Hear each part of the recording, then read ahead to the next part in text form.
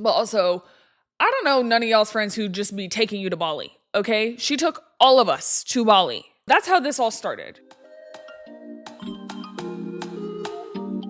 This is the thebisfor podcast, and I'm your host, Bria Villa.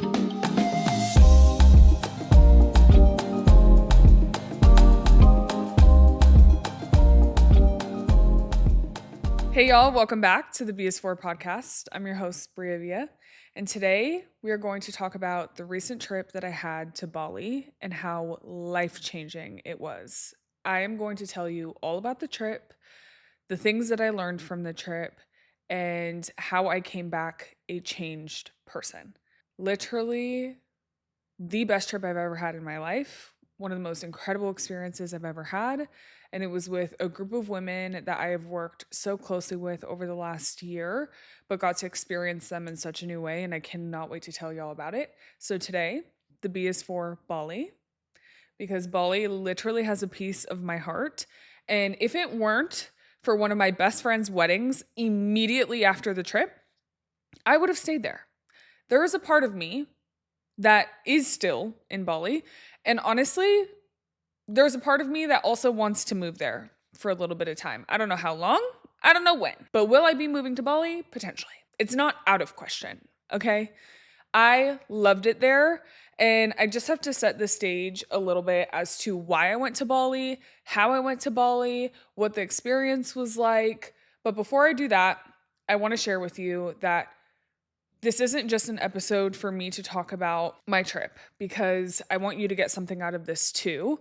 Today, you're going to walk away with 6 realizations that I had coming out of this trip that were very solidified, very real, and very shown to me on this trip in ways that I hadn't realized before. And those 6 things are life advice, tips, tricks that you can take away as well.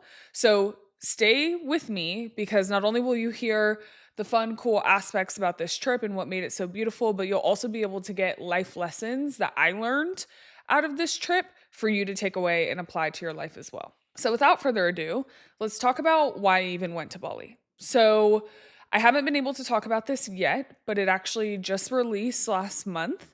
I am a part of a show called LTTA Talk. LTTA stands for Let's Try This Again. One of my really good friends, B. Simone, has a podcast. You've heard her on my podcast. She's been a guest on my podcast. She has a podcast called Let's Try This Again. And there is an app that she created and has been working on over the last few years.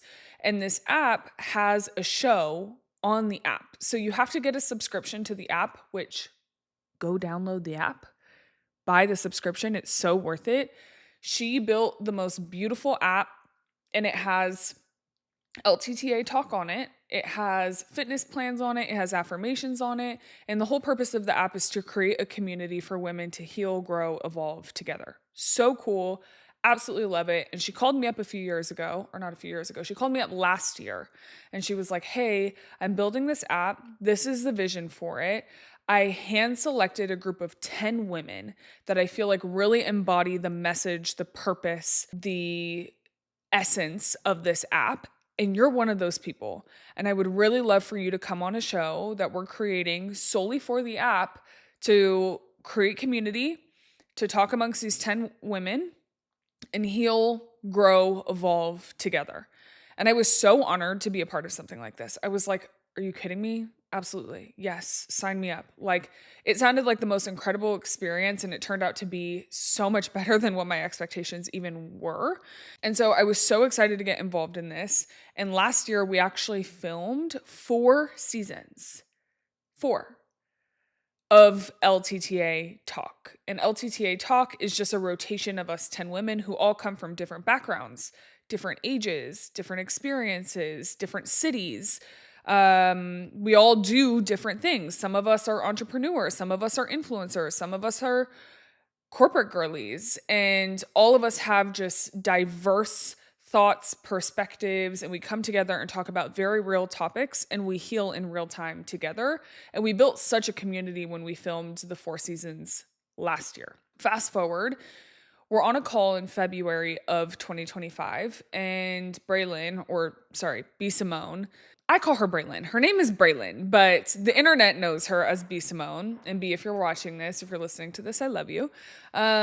She calls us all in February, and her and Jazz call us. So Jazz is the chief operating officer of the LTTA app. She is Braylon's right-hand woman. She is the brains behind getting a lot of the operational stuff together. So she basically produced everything. So shout out to Jazz. And Jazz and her call us in February and give us an update on the app when it's launching. And we've been staying in touch about all these things, right? And at the end of the call, they're like, oh, and one more thing. And they pop up on the screen. LTTA Talk takes Bali. And all of us are floored. We're like, what? What do you mean? And they're like, block off your calendars. We are taking you to Bali for a week to film the next season of LTTA Talk. And this is the first time that I've experienced something like this, where not only did I like invest in a vision and a plan and the mission, not only just like with my time, but initially when we all started filming and doing this, it's not like everything was covered. Like we all made different levels of sacrifices to be able to do this because we believed in Braylon's vision so much. And she always told us, she was like, no matter what, when the opportunity comes for me to get sponsorships, for me to get more funding, for this to start taking off, like I am going to give back to y'all. And she surely did, because Braylon literally took all of us to Bali. Okay, like didn't ask us to pay for anything, created the most beautiful experience. And so she fulfilled her promise. She came through on her promise. She's an excellent friend. She's a woman of her word. But also, I don't know none of y'all's friends who just be taking you to Bali. Okay, she took all of us to Bali. All right. So that's how this all started. She was like, we're going to go on a trip. LTTA Talk is going to go to Bali. We're going to go to a very healing, spiritual place and heal together. So the idea was that it's pretty much going to be like a healing retreat. We're going to do different activities to bond, to grow, to be vulnerable with one another. We're going to film the entire time that we're there. And then we're going to film another season specifically of LTTA Talk. And so when we hear this, my initial reaction is like, wow, I feel so fortunate and so honored and so blessed. My secondary reaction is, holy shit, I cannot believe she's taking all of us to Bali. And then my third reaction was like, Bali is literally a dream destination for me. I've always had Bali on my bucket list as a place that I want to go and experience. So I am like internally screaming. I actually think I screamed on the call. I was like, just like so excited because literally Bali is a dream location for me. And so this was back in February and I just returned from Bali 2 weeks ago. And when I tell you it exceeded my expectations, like I think I had a general idea or vision of what it may be, but I actually tried to not even look too deep into our itinerary because I wanted to be as present as possible. I didn't want to have preconceived notions of how things were going to go leading up to it. And I just wanted to enjoy it and be present.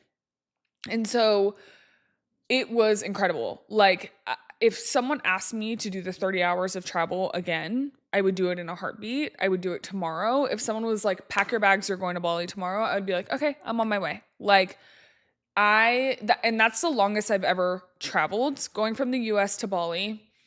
It's a trek, okay? It took 30 hours like door to door, realistically. And so it's definitely not for the faint of heart, but honestly, it wasn't as bad as what I thought it would be going and coming back. Like I thought it was going to be a lot more of a struggle. I was fearful about how many hours I'm sitting on a plane for. But I pretty much slept like all of my flights and I think I was well prepared for them. And ultimately it was fine. No major issues. But I want to get into the things that I learned and took away from Bali. First thing that I learned is that the stigma about girls' trips making it out of the group chat and how sometimes you go on a trip with a bunch of women and some people come back not as friends or there's drama or whatever, which I have experienced in my past, that stigma is not always true. That is one thing that I learned.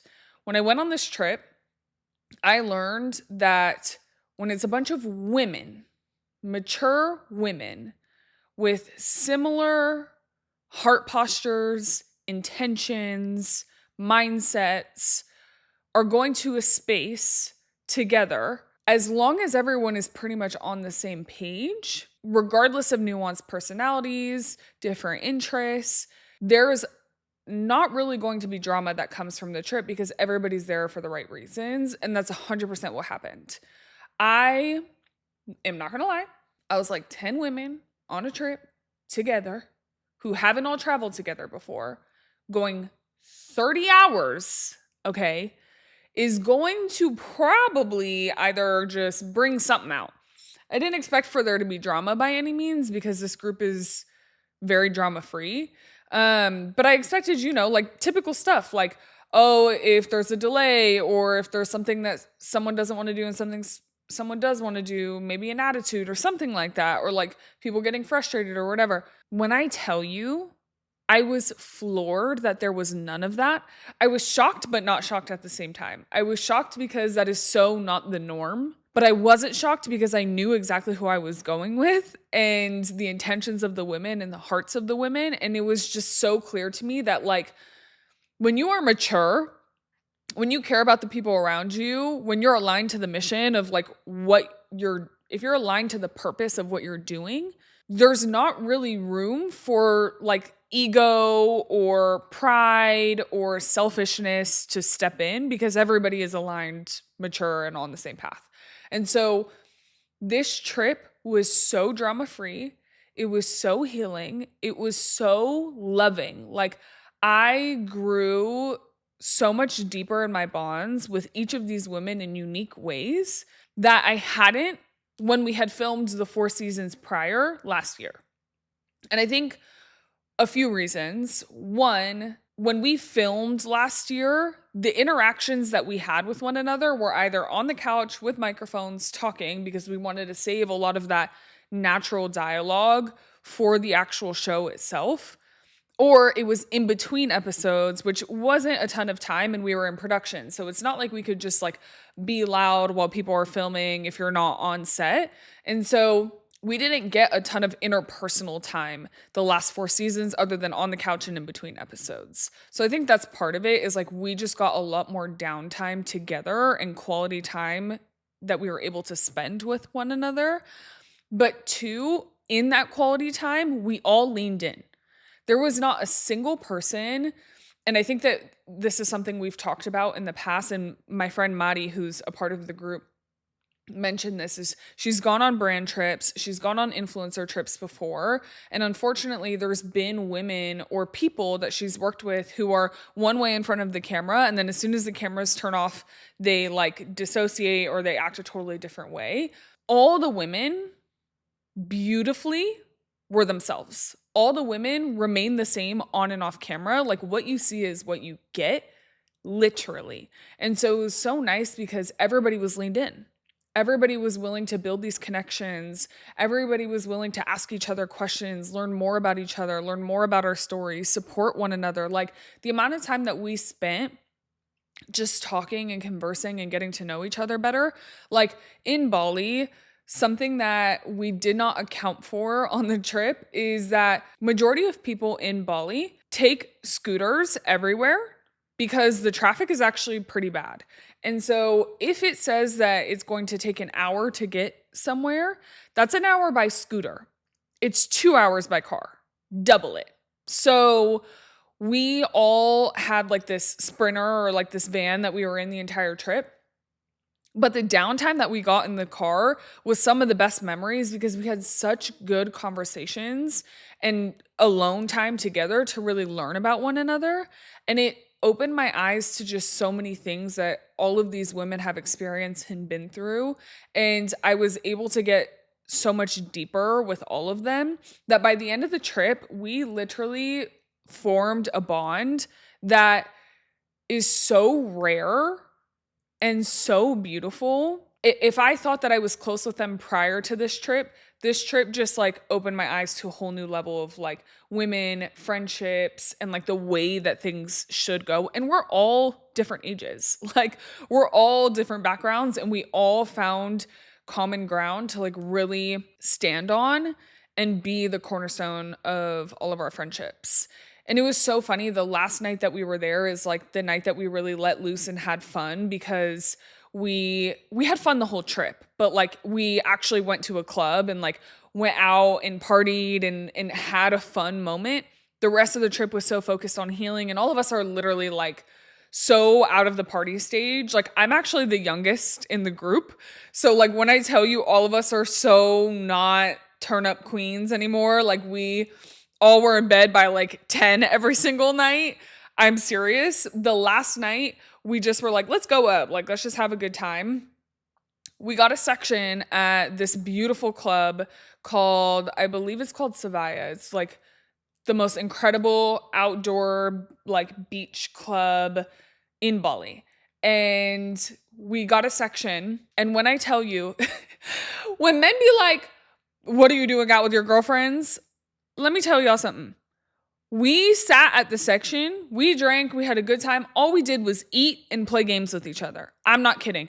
We all went around and each person would have to act like a different girl in the group, and then we would have to guess who it was. All of us were playing the game where like you do a dance move and then the next person has to remember it and add on to it, and then the next person has to remember it and add on to it, and then if you mess up, you have to take a shot. We all did a push-up competition. We literally, like, men are sitting there like, what are y'all doing in the club? You probably talking to other men. Us literally doing push-ups in our section. And everyone's like, let's see which one of us can do the most push-ups. I literally have a video of it. Like I need to link it or post it or something. Oh my God, it was so funny. But like we just had the best time, like purely authentically, like real fun. Like we had so much fun. We danced our asses off the whole night. We went to the dance floor. We all started dancing. There was literally no one on the dance floor. And then all of a sudden everybody started, like everyone in the club started to migrate to the dance floor. We're having a Congo line, all this stuff. Like we're literally dancing with strangers. We were just having the best, purest time. And it was so much fun. And again, no one, even with drinking, no attitudes, no, I want to do this, no, I want to do that, no, nothing. Like, it was so drama-free and beautiful. And I just am sharing this to tell you that oftentimes we feel like big groups of women or girls' trips always are going to have that friction, but it's very much so possible to have healthy women relationships, healthy group dynamics with women, if you are choosing the right circle.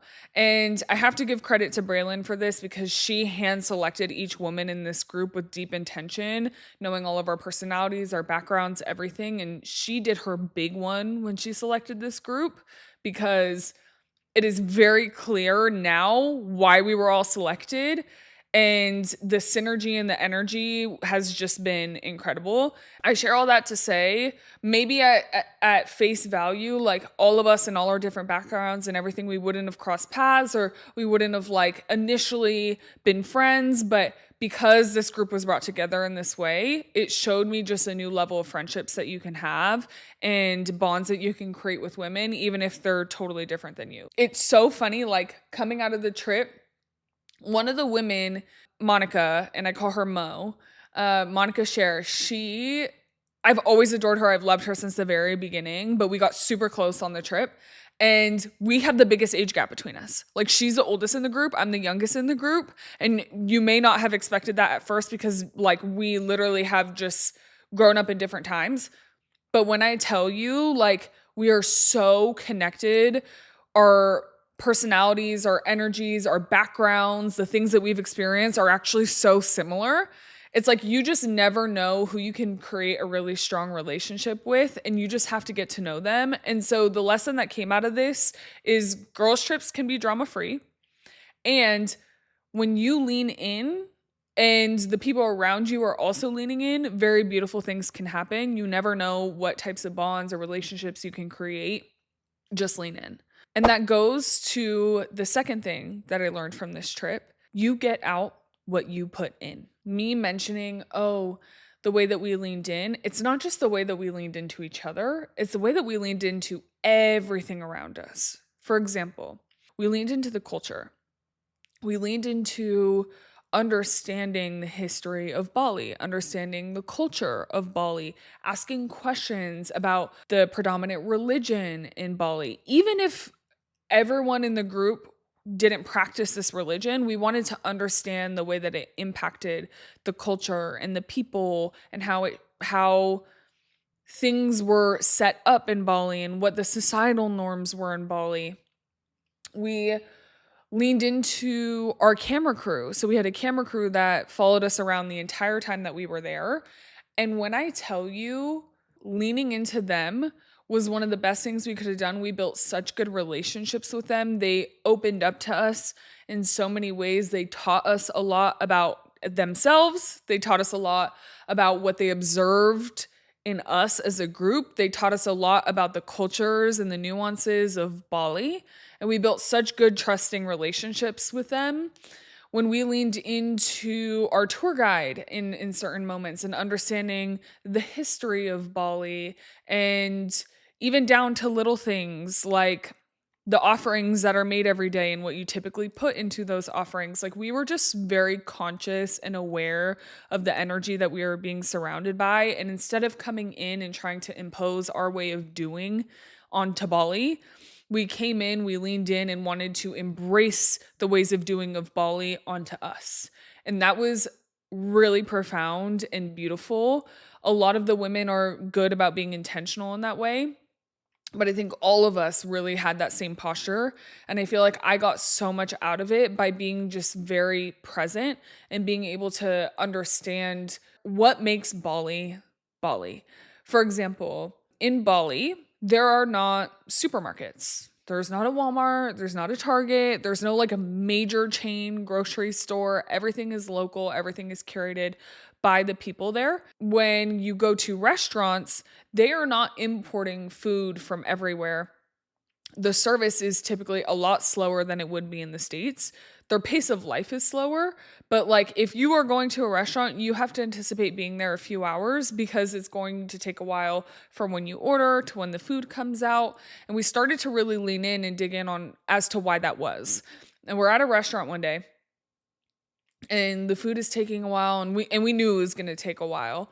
And we start to inquire. We're like, where are you like sourcing the food from, or where is it coming from? And they're like, oh, we actually have a garden in the back, and we literally, depending on what you order, will go pick things from the garden, bring them in, wash them, and make them. And food in Bali predominantly is vegetarian unless you order things like chicken, like fish, and there's options for everyone, but their diet is more vegetarian than not.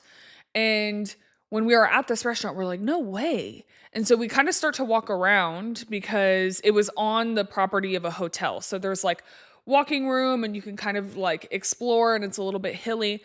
And so we start to walk around, and we walk past the restaurant, and literally to the left of it is a huge garden with all different types of fruits and vegetables. And we're just sitting there looking at it like, oh my gosh, like this is so different than the American way of life. But everything that we ate there was so fresh and so good. And it was so clean. Like, we had in every meal fried rice. In every meal we had fried rice. But because they cook with such clean ingredients, because a lot of what they're cooking with is not over processed or coming from all these horrible factories and all these things that the US has, none of us are bloated.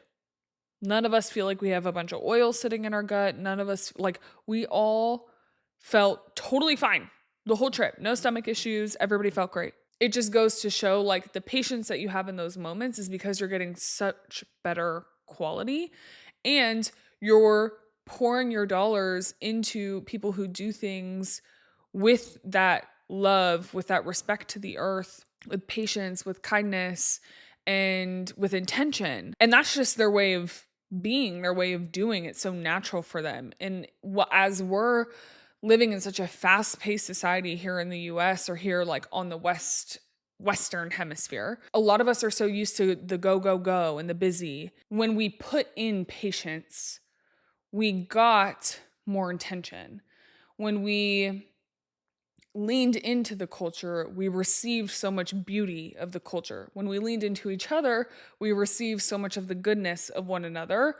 When we leaned in with care, we were treated with abundance and care as well. That was definitely one of my biggest takeaways there is what you put in is what you get out. And I think that transfers to life outside of Bali as well. Like the energy that you put in is certainly going to be the energy that you get out. And that leads into the third thing that was very clear to me in Bali that I'm applying outside of my life, and that is being intentional. It's really important before you go into anything to set your intentions, because how will you know how you want to show up if you're not taking the time, even 2 seconds, to just be intentional about that? So we all connected. We all came from different places across the US, but we all connected in Taiwan together before we went from Taiwan to Bali. And while we were in the airport, I told all the women, I said, everyone on this flight from Taiwan to Bali, in your notes, pick three, 2 to 3, whatever you're comfortable with, 2 to 3 intentions that you have for the trip. Like, how do you want to show up? What do you want to get out of it? Just take a second to write them down on the plane ride. That way, you know, going into the trip, where to like recenter yourself, how you want to show up, and like let that be your continuous reminder for the whole trip. And so we all did it. And then it was probably like the second or third night that we had dinner. We all decided to share our intentions with each other. And that wasn't something that I had said to everyone prior. I was like, you don't have to share them with anyone. But if you want to, you can. And then it got brought up at dinner, like, oh, should we share our intentions with each other so we can hold each other accountable, or like know what each person is trying to get out of it? And we're like, yeah, let's share. And so we all shared our intentions.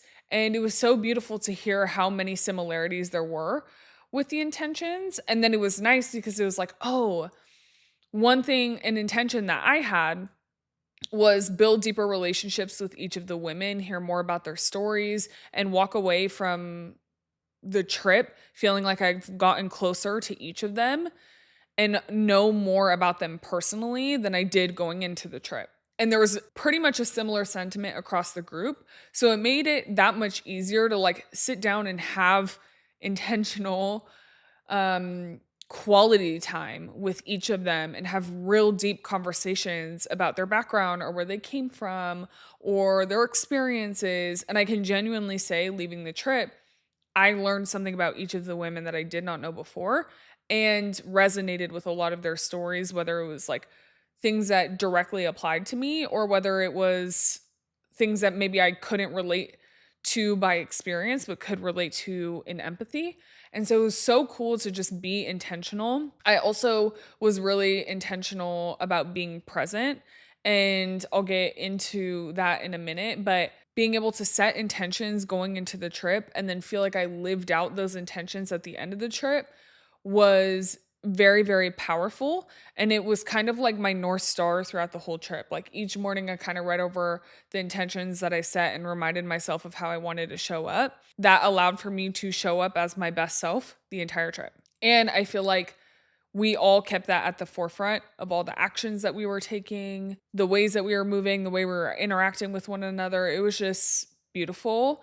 And so I recommend before you go into anything, it can be something small, it can be something big. It can be if you're going to dinner tonight, if you're going to the grocery store later, if you're going to this event, if you're going into this work meeting, if you're going to the gym, like setting a second to create literally one intention, if not a few more, of what you want to get out of it and how you want to show up. And I promise you're going to start showing up in spaces differently. And it was so evident to me on this trip that when you do that, you do start to see the outcomes that you really want to see. And it was beautiful. The next thing that I really took away from this trip was being present.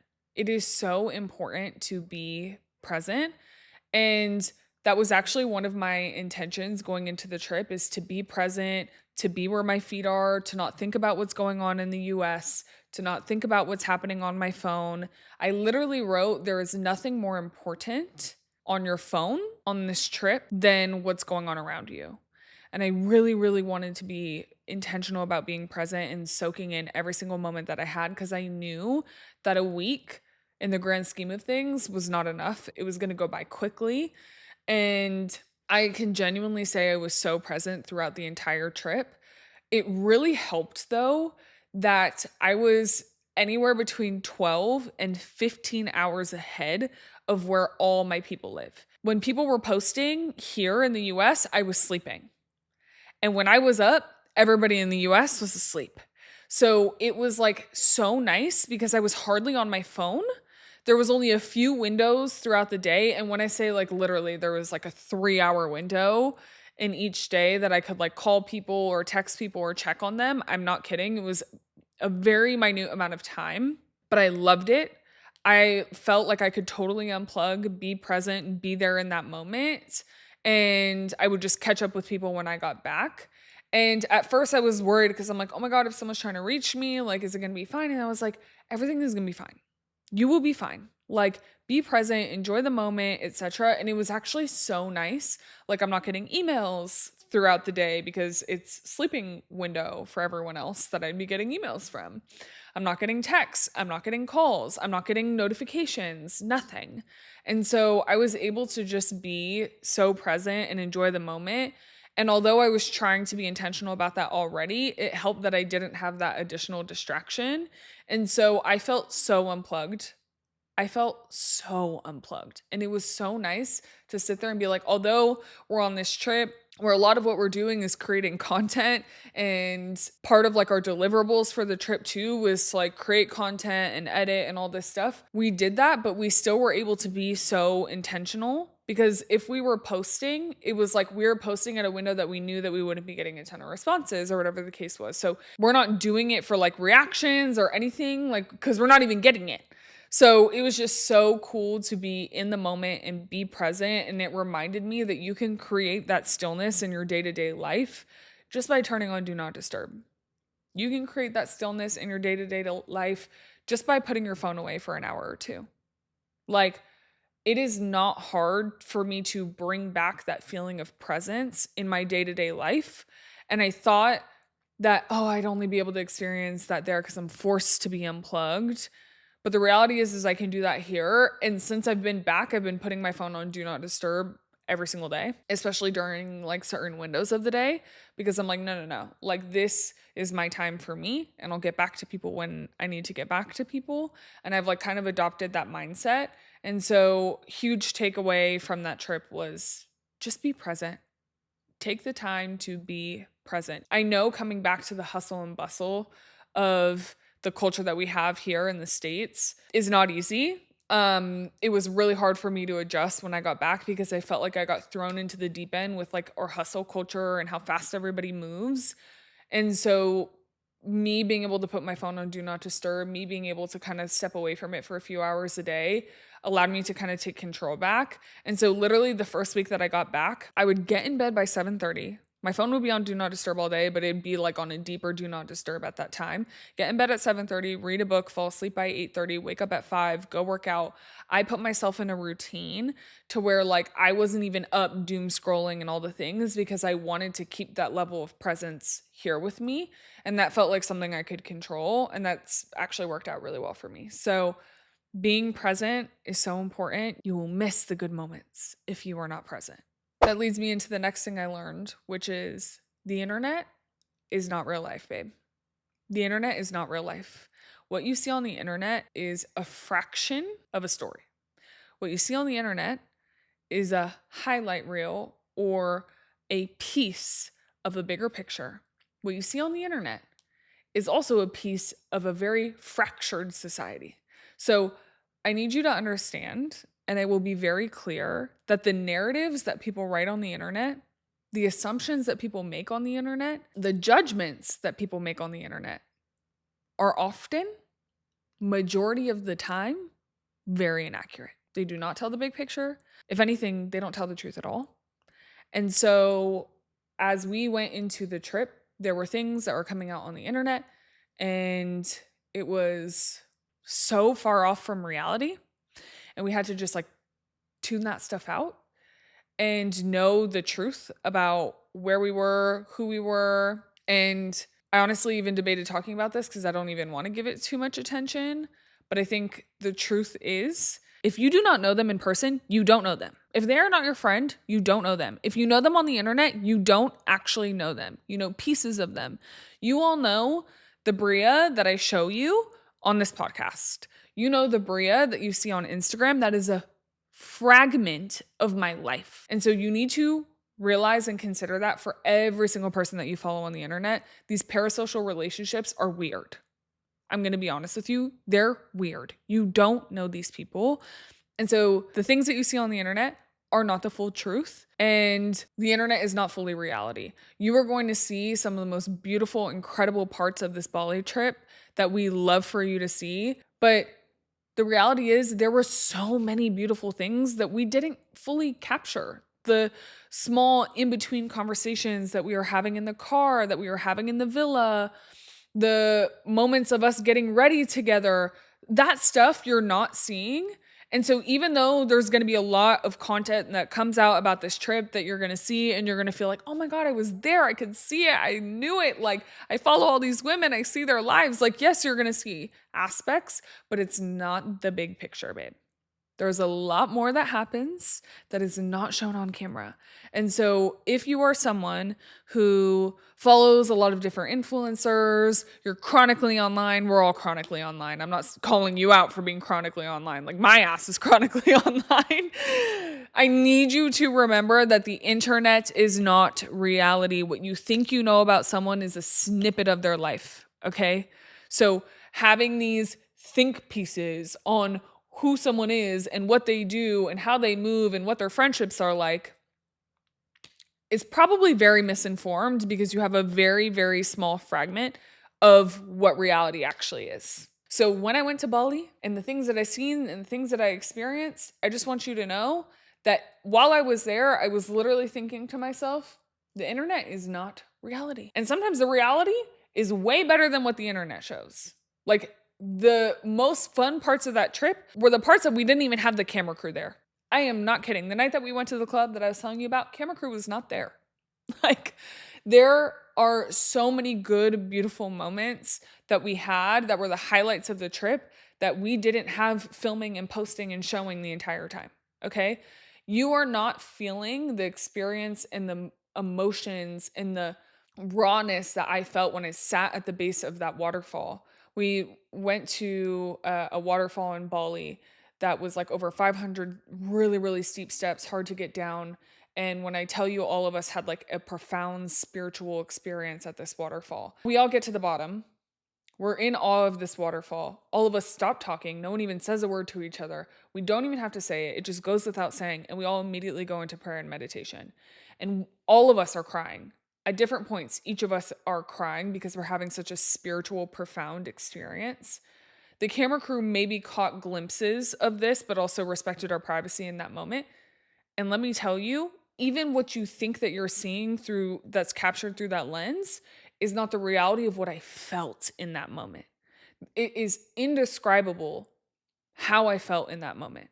It is indescribable for you to feel the raw flood of emotions that I had when I was looking at that waterfall and feeling like this is like the closest thing I'm experiencing to what heaven looks like. And me feeling like I actually got a glimpse of my angels, a visit from my angels in that moment. The internet, the cameras, the crew are not going to capture what that felt like. That is a fraction of a very real reality that I had in that moment. And so I want to tell you, what you see on the internet is not always reality. You may get a glimpse of that, but it doesn't paint the big picture as to how that moment truly felt for me. And the last thing that I learned from this trip that I've always known, but it became so clear to me through one story that I'm going to tell you, is that gratitude in the little things is everything. Having appreciation for the small things, the everyday things, the regular routine things is everything. We were driving to the monkey forest, and on the way there, our tour guide is in the car with us. And so we start to ask him questions about, what are very common jobs in Bali? What is the class system like? For example, how does socioeconomic status impact Bali's culture? Does it play into the culture? Does it not play into the culture? Do certain roles get more admired than others? Are there roles that are deemed to be more successful? We're just like trying to understand that dynamic. And he's explaining to us that he likes what he does, right? And he's talking about how he's been a tour guide for years, and he does it because he enjoys it, but also because it allows for him to take care of his family and whatnot. And so we asked him, well, Braylon asked him, she said, if you could be doing anything, if you could be doing any job or anything with your life right now, what would you do?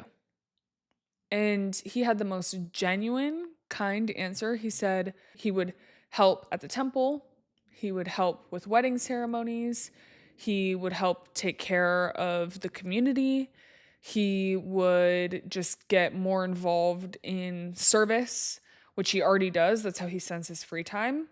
He would essentially do the things that he does in his free time of taking care of others, taking care of community, taking care of church. That's what he would do.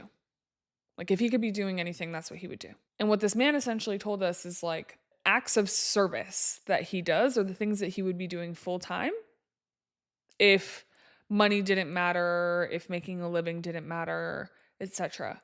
And so all of us were just like very moved by that moment, by him sharing that. We were like, okay, he could be doing anything. We asked him he could be doing anything. What would he be doing?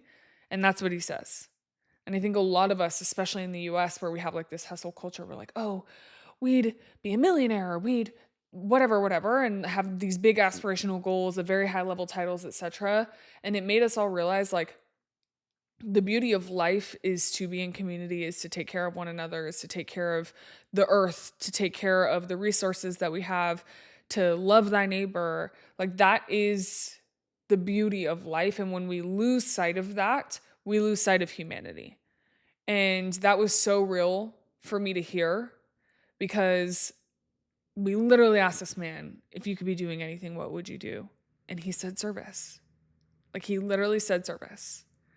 And that was really profound for me. And so it's so important to have gratitude for the small things. Have gratitude for the neighbor that says hi to you.